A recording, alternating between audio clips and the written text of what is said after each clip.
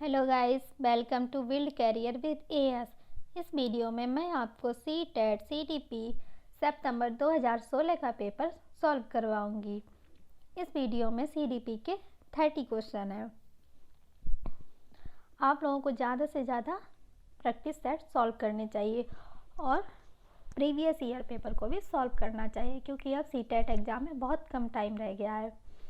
अगर आप लोग सीटेट में अच्छा स्कोर करना चाहते हैं तो प्लीज़ ज़्यादा से ज़्यादा प्रैक्टिस सेट सॉल्व कीजिए और प्रीवियस ईयर पेपर भी सॉल्व कीजिए। चलिए तो फिर स्टार्ट करते हैं। क्वेश्चन नंबर 1 है, विद्यार्थियों में संप्रत्यात्मक विकास को प्रोत्साहन देने के लिए निम्नलिखित में से कौन सी विधि सबसे प्रभावी है? बताइए, सबसे प्रभावी हमें चूज करना है। तो इसके ऑप्शन है, ऑप्शन फर्स्ट, विद्यार्थियों को बहुत से उदाहरण देना और उन्हें तर्क शक्ति का उपयोग करने के लिए प्रोत्साहित करना। ऑप्शन सेकेंड, जब तक विद्यार्थियों में वांछित संप्रत्यात्मक परिवर्तन ना हो जाए तब तक दंड का उपयोग करना। थर्ड ऑप्शन, पुराने प्रत्ययों से किसी संदर्भ के बिना नए प्रत्ययों को अपने आप समझा जाना चाहिए। फोर्थ ऑप्शन, याद करने के लिए कहकर विद्यार्थियों के गलत विचारों को सही विचारों में बदलना। तो इसका राइट आंसर है ऑप्शन नंबर फर्स्ट, विद्यार्थियों को बहुत से उदाहरण देना और उन्हें तर्क शक्ति का उपयोग करने के लिए प्रोत्साहित करना। क्वेश्चन नंबर 2 है, प्राथमिक विद्यालय के बच्चे उस वातावरण में सबसे प्रभावी ढंग से सीखेंगे।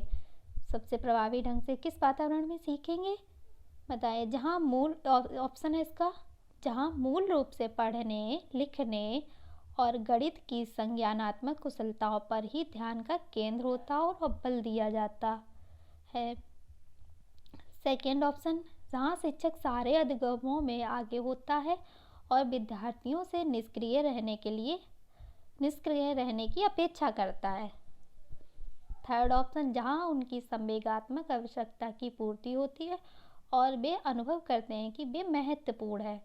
फोर्थ ऑप्शन, जहाँ शिक्षक एकाधिकारवादी है और स्पष्ट आदेश देता है कि क्या किया जाना चाहिए। तो इसका राइट आंसर है ऑप्शन नंबर थर्ड, जहाँ उनकी संवेगात्मक आवश्यकताओं की पूर्ति होती है और वे अनुभव करते हैं कि वे महत्वपूर्ण है। वहाँ पर बच्चा सबसे प्रभावी ढंग से सीखेगा, जहाँ उसे महत्वपूर्ण माना जाएगा। क्वेश्चन नंबर 3 है, एक बच्चा खिड़की के सामने से एक कौवे को उड़ता हुआ देखता है और कहता है एक पक्षी है। इससे बच्चे के विचार के बारे में क्या पता चलता है? इसके ऑप्शन है, ए, कथन, बच्चे की स्मृतियाँ पहले से भंडारित होती हैं। बी, बच्चे में पक्षी का प्रत्यय विकसित हो चुका है। सी, बच्चे ने अपने अनुभव बताने के लिए भाषा के कुछ उपकरणों का विकास कर लिया है। इसके ऑप्शन है, ऑप्शन फर्स्ट ए, बी और सी। सेकेंड ऑप्शन केवल बी। थर्ड ऑप्शन ए और बी। फोर्थ ऑप्शन बी और सी। तो इसका राइट आंसर है option number first, A, B और सी। ए, बच्चे की स्मृतियाँ पहले से भंडारित होती हैं। बी, बच्चे में पक्षी का प्रत्यय विकसित हो चुका है। सी, बच्चे ने अपने अनुभव बताने के लिए भाषा के कुछ उपकरणों का विकास कर लिया है। तो ये तीनों सही हैं। क्वेश्चन नंबर 4 है, कोई शिक्षिका अपने विद्यार्थी को क्या कहे कि उन्हें भीतरी प्रेरणा के साथ कार्य करने के लिए प्रोत्साहित कर सके? क्या कहेंगी वो? ऑप्शन है, ऑप्शन फर्स्ट, काम जल्दी पूरा करो तो तुम्हें एक टॉफ़ी मिलेगी। सेकेंड ऑप्शन, इसे करने की कोशिश करो तुम सीख जाओगे। थर्ड ऑप्शन, चलो इसे उसके करने से पहले समाप्त कर लो। फोर्थ ऑप्शन, तुम उसके जैसे क्यों नहीं हो सकते, देखो उसने इसे एकदम ठीक कर दिया। तो इसका राइट आंसर है ऑप्शन नंबर सेकेंड, इसे करने की कोशिश करो तुम सीख जाओगे। क्वेश्चन नंबर 5 है, कोई शिक्षिका अपने विद्यार्थियों को अध्ययन करने हेतु आंतरिक रूप से उत्प्रेरित करने के लिए कैसे प्रोत्साहित कर सकती है? बताइए, कैसे प्रोत्साहित कर सकती है? इसके ऑप्शन है, ऑप्शन फर्स्ट, व्यक्तिगत लक्ष्य निर्धारित करने और उनमें निपुणता पाने में उन्हें मदद देकर। सेकेंड ऑप्शन, साफ दिखाई पड़ने वाले इनाम देकर, जैसे टॉफ़ी। थर्ड ऑप्शन, उनमें उनमें चिंता और डर पैदा करके। फोर्थ ऑप्शन है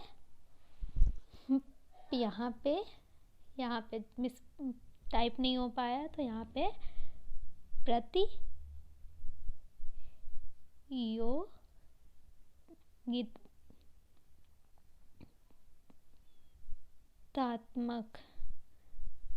प्रतियोगितात्मक परीक्षण से। तो इसका राइट आंसर है ऑप्शन नंबर फर्स्ट, व्यक्तिगत लक्ष्य निर्धारित करने और उनमें निपुणता पाने में उन्हें मदद देकर। क्वेश्चन नंबर 6 है, किसी प्रारंभिक कक्षा में प्रभावशाली शिक्षक का उद्देश्य विद्यार्थियों को प्रेरित करना होगा।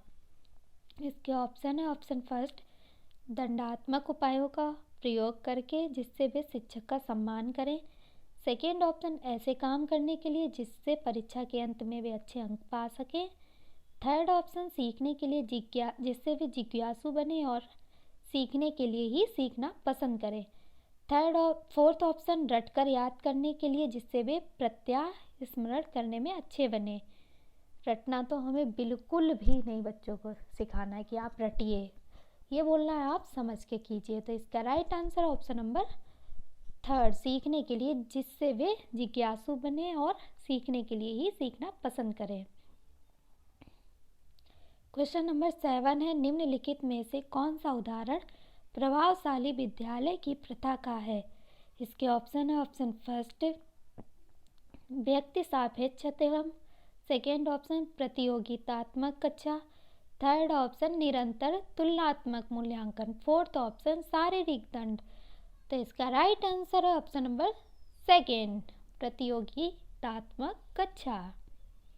क्वेश्चन नंबर 8 है, विकास का सिरा पदाभिमुख दिशा सिद्धांत व्याख्या करता है कि विकास इस प्रकार आगे बढ़ता है। हमें बताना है विकास किस प्रकार से आगे बढ़ता है इस सिद्धांत के आधार पर। इसके ऑप्शन है फर्स्ट ऑप्शन, सिर से पैर की ओर। सेकेंड ऑप्शन, ग्रामीण से शहरी क्षेत्रों की ओर। थर्ड ऑप्शन, सामान्य से विशिष्ट कार्यों की ओर। फोर्थ ऑप्शन, भिन्न से एकीकृत कार्यों की ओर। तो इसका राइट आंसर है ऑप्शन नंबर फर्स्ट, सिर से पैर की ओर। क्वेश्चन नंबर 9 है, भाषा विकास के लिए सबसे संवेदनशील समय निम्नलिखित में से कौन सा है। बताइए कौन सा है। इसके ऑप्शन है ऑप्शन फर्स्ट,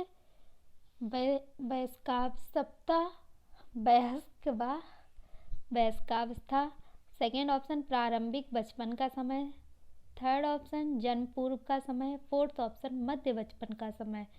तो इसका राइट आंसर है ऑप्शन नंबर सेकेंड, प्रारंभिक बचपन का समय सबसे संवेदनशील समय है।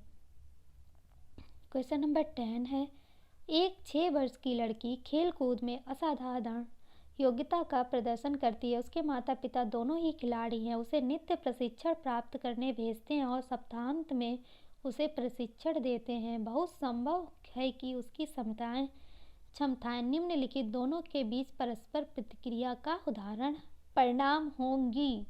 इसके ऑप्शन है ऑप्शन फर्स्ट, स्वास्थ्य और प्रशिक्षण। सेकेंड ऑप्शन, अनुशासन और पौष्टिकता। थर्ड ऑप्शन, आनुवंशिकता और पर्यावरण। फोर्थ ऑप्शन, वृद्धि और विकास। तो इसका right answer option number third, आनुवंशिकता और पर्यावरण। क्वेश्चन नंबर 11 है, निम्नलिखित में कौन से सामाजिक के गौण वाहक हो सकते हैं। हमें बताने हैं। इसके ऑप्शन है फर्स्ट ऑप्शन, विद्यालय और निकटतम परिवार के सदस्य। सेकेंड ऑप्शन, परिवार और रिश्तेदार। थर्ड ऑप्शन, परिवार और पास पड़ोस। फोर्थ ऑप्शन, विद्यालय और पास पड़ोस। तो इसका राइट आंसर है ऑप्शन नंबर 4, विद्यालय और पास पड़ोस गौण होते हैं। और जबकि मुख्य कौन होते हैं, परिवार। हमारा परिवार से ही हम सबसे पहले सामाजिक होते हैं। क्वेश्चन नंबर 12 है, लेब्बाइस्की के अनुसार संज्ञानात्मक विकास का मूल कारण है।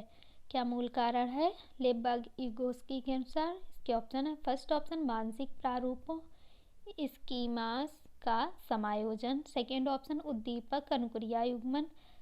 थर्ड ऑप्शन है संतुलन। फोर्थ ऑप्शन है सामाजिक अन्योन क्रिया। तो इसका राइट आंसर है ऑप्शन नंबर 4, सामाजिक अन्योन क्रिया। क्वेश्चन नंबर 13 है, किसी बच्चे का दिया गया विशिष्ट उत्तर कोल वर्ग के नैतिक तर्क के सोपानों की विषय वस्तु के किस सोपान के अंतर्गत आएगा? क्या है? यदि आप ईमानदार हैं तो आपके माता पिता आप पर गर्व करेंगे, इसलिए आपको ईमानदार रहना चाहिए।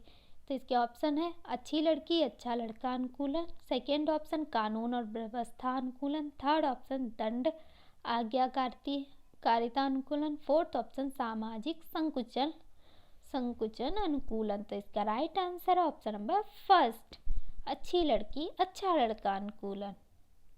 क्वेश्चन नंबर 14 है, जीन पियाजे के अनुसार अधिगम के लिए निम्नलिखित में से क्या आवश्यक है? बताइए। जीन पियाजे के अनुसार बताना है हमें। ऑप्शन फर्स्ट ईश्वरीय न्याय पर विश्वास, सेकेंड ऑप्शन शिक्षकों और माता पिता द्वारा पुनर्वलन, थर्ड ऑप्शन शिक्षार्थी के द्वारा पर्यावरण की सक्रिय खोजबीन, फोर्थ ऑप्शन वयस्कों के व्यवहार का अवलोकन। तो इसका राइट आंसर है ऑप्शन नंबर थर्ड, शिक्षार्थी के द्वारा पर्यावरण की सक्रिय खोजबीन।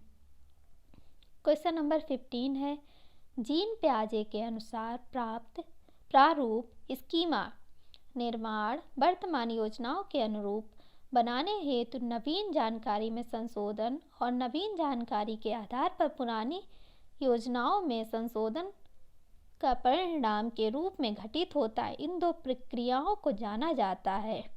बताइए। इसके ऑप्शन है फर्स्ट ऑप्शन साम्यीकरण और संशोधन के रूप में, सेकेंड ऑप्शन समावेशन और समायोजन के रूप में, थर्ड ऑप्शन समायोजन और अनुकूलन के रूप में, फोर्थ ऑप्शन समावेशन और अनुकूलन के रूप में। तो इसका राइट आंसर है ऑप्शन नंबर सेकेंड, समावेशन और समायोजन के रूप में, जीन पियाजे के अनुसार है।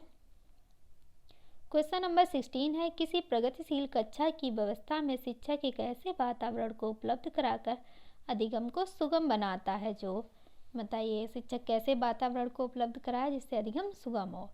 फर्स्ट ऑप्शन समावेशन को हतोत्साहित करता है, ऐसा तो नहीं करना चाहिए। सेकंड ऑप्शन आवृत्ति को बढ़ावा देता है, ऐसा भी नहीं। थर्ड ऑप्शन खोज को प्रोत्साहन देता है, चलिए आगे ऑप्शन देखते, नियामक है। तो इसका right answer option number third, खोज को प्रोत्साहन देता है। क्वेश्चन नंबर 17 है, हार्वर्ड गार्टनर का बहुबुद्धि सिद्धांत सुझाता है। क्या सुझाता है? इसके ऑप्शन है ऑप्शन फर्स्ट शिक्षक को चाहिए कि विषय वस्तु को वैकल्पिक विधियों से पढ़ाने के लिए बहुबुद्धियों को एक रूपरेखा की तरह ग्रहण करे।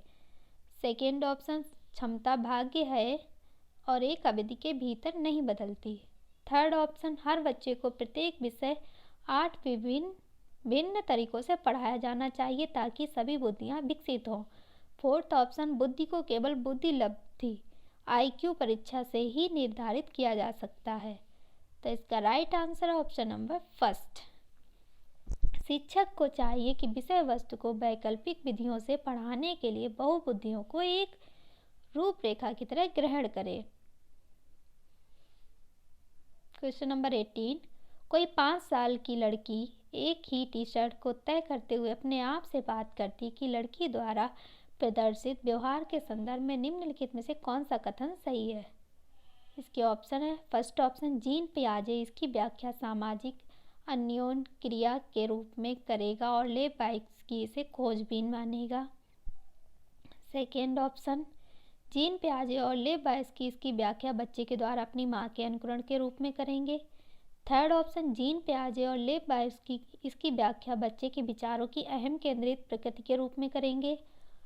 फोर्थ ऑप्शन है जीन पियाजे इसे अहम केंद्रित भाषा कहेंगे और लेबाइक्सकी इसकी व्याख्या बच्चे के द्वारा निजी भाषा से अपनी क्रियाओं को नियमित करने के प्रयासों के रूप में करेगा। तो इसका राइट आंसर है ऑप्शन नंबर 4। हमने आपको बताया था कि CTET एग्जाम में मोस्टली क्वेश्चन जो होता है वो जो लेंथी क्वेश्चन होते हैं वही ऑप्शन सही होते हैं, मतलब ऐसा 90% चांस होता है, लेकिन ज़रूरी नहीं होता है, तो क्वेश्चन को ज़रूर पढ़िएगा पहले। तो इसका right answer option number 4। Question number 19 है, लिंग है। इसके ऑप्शन फर्स्ट सहेज गुण, सेकेंड ऑप्शन सामाजिक संरचना, थर्ड ऑप्शन जैविक सत्ता, फोर्थ ऑप्शन शारीरिक संरचना। तो इसका right answer option number second, सामाजिक संरचना। क्वेश्चन नंबर 20 है, लेव बाइस्की के समान संरचना सिद्धांत में दृढ़ विश्वास रखने वाले शिक्षक के नाते आप अपने बच्चों के आकलन के लिए निम्नलिखित में से किस विधि को वरीयता देंगे? तो इसके ऑप्शन फर्स्ट, तथ्यों पर आधारित प्रत्यास्मरण के प्रश्न, सेकेंड ऑप्शन वस्तुपरक बहुविकल्पीय प्रकार के प्रश्न, थर्ड ऑप्शन सहयोगी प्रोजेक्ट, फोर्थ ऑप्शन मानकीकृत परीक्षण। तो इसका right answer option number third, सहयोगी प्रोजेक्ट।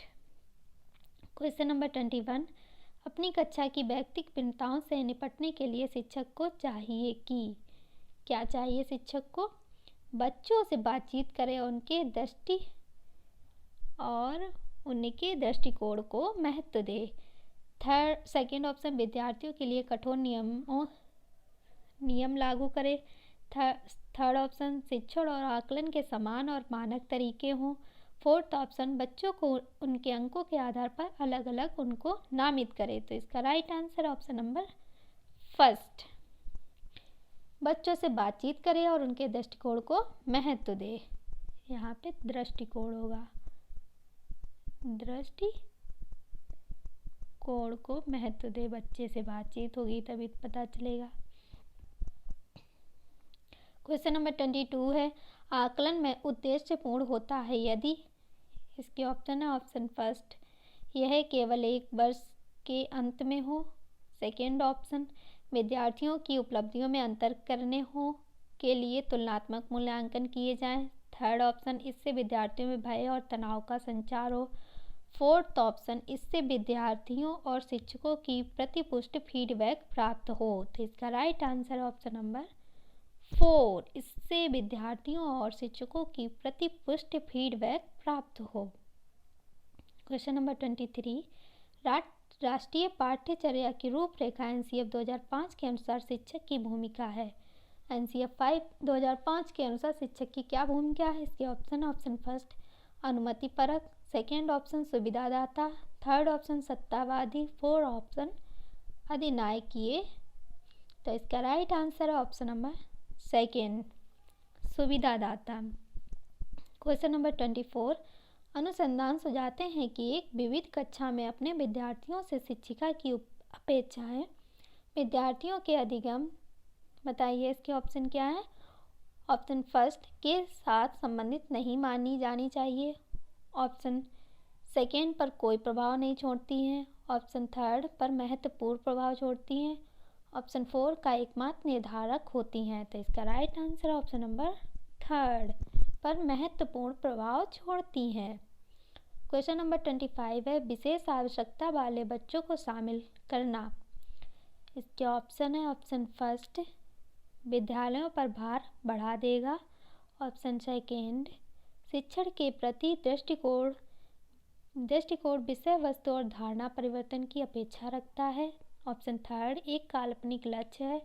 ऑप्शन 4 जिनमें अक्षमता ना हो उन बच्चों के लिए हानिकारक है। तो इसका right answer option number second, शिक्षण के प्रति दृष्टिकोण विषय वस्तु और धारणा परिवर्तन की अपेक्षा रखता है। क्वेश्चन नंबर 26, विविध प्रकार की सामाजिक, आर्थिक और सांस्कृतिक पृष्ठभूमि के बच्चों से युक्त कक्षा सभी विद्यार्थियों के अधिगम अनुभवों को बढ़ाती है। यह कथन है, बताइए कैसा कथन है? ऑप्शन है इसके सही, क्योंकि इससे कक्षा अधिक श्रेणीबद्ध दिखाई देती है। सेकेंड ऑप्शन गलत, क्योंकि यह अनावश्यक स्पर्धा की ओर ले जाता है। थर्ड ऑप्शन गलत, क्योंकि यह बच्चों के लिए दुविधा उत्पन्न कर सकता है और वे स्वयं को अलग अलग महसूस कर सकते हैं। फोर्थ ऑप्शन है सही, क्योंकि बच्चे अपने साथियों से अनेक कौशल सीखते हैं। तो इसका राइट आंसर है ऑप्शन नंबर 4, सही है, क्योंकि बच्चे अपने साथियों से अनेक कौशल सीखते हैं। क्वेश्चन नंबर 27 है, सुनने में असमर्थ बच्चा, इसके ऑप्शन है ऑप्शन फर्स्ट नियमित विद्यालय में बहुत अच्छा कर सकता है यदि उसे उपयुक्त सुविधा और साधन उपलब्ध कराए जाएं। सेकेंड ऑप्शन नियमित विद्यालय में अपने सहपाठियों के समान कभी प्रदर्शन नहीं कर सकेगा। थर्ड ऑप्शन, श्रवण असमर्थता वाले बच्चों के विद्यालय में ही भेजा जाना चाहिए, नियमित विद्यालय में नहीं। फोर्थ ऑप्शन, केवल एकेडमिक शिक्षा से लाभ नहीं उठा पाएगा, उसे उसके स्थान पर व्यावसायिक शिक्षा दी जानी चाहिए। तो इसका राइट आंसर है ऑप्शन नंबर फर्स्ट, नियमित विद्यालय में बहुत अच्छा कर सकता है यदि उसे उपयुक्त सुविधा और साधन उपलब्ध करा जाए। क्वेश्चन नंबर 28 है, निम्नलिखित में से कौन सी विशेषता प्रतिभावान शिक्षार्थी की है। इसके ऑप्शन है, ऑप्शन फर्स्ट, वह बहुत ही तुनक मिजाज होता है। सेकेंड ऑप्शन, वह रस्मी व्यवहार करता है, जैसे हाथ थपथपाना, डोलना आदि। थर्ड ऑप्शन, वह आक्रामक और कुंठित हो जाता है। फोर्थ ऑप्शन, यदि कक्षा की गतिविधियां अधिक चुनौतीपूर्ण नहीं होती हैं तो वह कम प्रेरित अनुभव करता और ऊब जाता है। तो इसका राइट आंसर ऑप्शन नंबर 4, यदि कक्षा की गतिविधियां अधिक चुनौतीपूर्ण नहीं होती हैं तो वह कम प्रेरित अनुभव करता और ऊब जाता है। क्वेश्चन नंबर 29 है, एक शिक्षिका अपनी प्राथमिक कक्षा में प्रभावी अधिगम को बढ़ा सकती है, कैसे बढ़ा सकती है बताइए। इसके ऑप्शन है, ऑप्शन फर्स्ट, अपने विद्यार्थियों में प्रतियोगिता को प्रोत्साहन देकर। ऑप्शन सेकेंड, विषय वस्तु को विद्यार्थियों के जीवन के साथ संबंधित करके। ऑप्शन थर्ड, अधिगम में छोटी छोटी उपलब्धियों के लिए पुरस्कार देकर। ऑप्शन फोर, ड्रिल और अभ्यास के द्वारा। तो इसका right answer option number second, विषय वस्तु को विद्यार्थियों के जीवन के साथ संबंधित करके प्राथमिक कक्षा में प्रभावी अधिगम को बढ़ा सकती हैं। Question number 30 and last question, बच्चों के बारे में निम्नलिखित कथनों में से कौन से सही हैं, बताइए कौन से सही हैं। कथन ए है, बच्चे जानकारी के निष्क्रिय प्राप्तकर्ता होते हैं। कथन बी, बच्चे समस्या समाधान करता है। सी कथन, बच्चे वैज्ञानिक शोध करता है। डी कथन, बच्चे पर्यावरण के सक्रिय अन्वेषक हैं। इसके option, option first A, B, C और D. Option second A, B और C. Option third A, B और D. Option four B, C और डी। तो इसका right answer option number 4, B, C और डी। इसके कथन ए गलत है, ए कथन जो है वो गलत है, बच्चे निष्क्रिय करता नहीं बल्कि सक्रिय प्राप्तकर्ता होते हैं। बी क्या है, बच्चे समस्या समाधान करता है, सही है। बच्चे वैज्ञानिक शोध करता है, ये भी सही है। बच्चे पर्यावरण के सक्रिय अन्वेषक होते, ये भी सही है। अगर आपको वीडियो पसंद आया है तो प्लीज़ लाइक कीजिए और चैनल को सब्सक्राइब कीजिए, और हमें ये बताना मत भूलिए कि आपको वीडियो कैसा लगे, कमेंट में ज़रूर बताइएगा और अपने फ्रेंड्स को शेयर कीजिएगा। Thank you.